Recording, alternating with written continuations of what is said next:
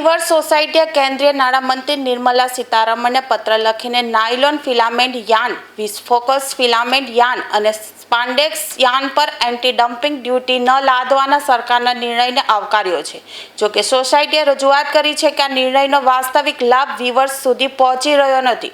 સોસાયટીનો આક્ષેપ છે કે આયાતી યાર્ન પર એન્ટી ડમ્પિંગ ડ્યુટી ન હોવા છતાં બજારમાં વધારાના ભાવને કારણે તેનો લાભ ઉદ્યોગ સુધી પહોંચતો નથી। વધુમાં આયાતકારો આ મુદ્દે ચર્ચા કરવા પણ તૈયાર ન હોવાથી અંતે કેન્દ્રીય નાણામંત્રી સમક્ષ લેખિત રજૂઆત કરવાની ફરજ પડી છે। Akshar Gujarati Pandesara weavers cooperative society president.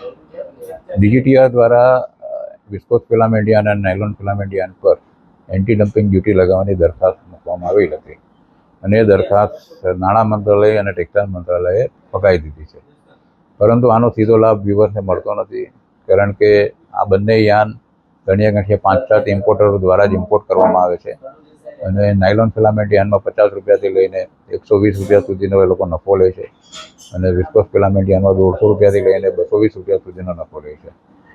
અમે નાણાં મંત્રાલયને રિક્વેસ્ટ કરી છે, પત્ર લખ્યો છે કે તમે સિસ્ટમ એવી ગોઠવો કે લેન્ડેડ પ્રાઇસ કરતાં એ લોકોને 2 થી 3 રૂપિયા જ વધારામાં આ યાર્ન મળે, જેથી કરીને વ્યુઅર્સને 50 રૂપિયાથી લઈને 200 રૂપિયા સુધીનો ફાયદો મળી શકે છે અલગ અલગ યાર્ન।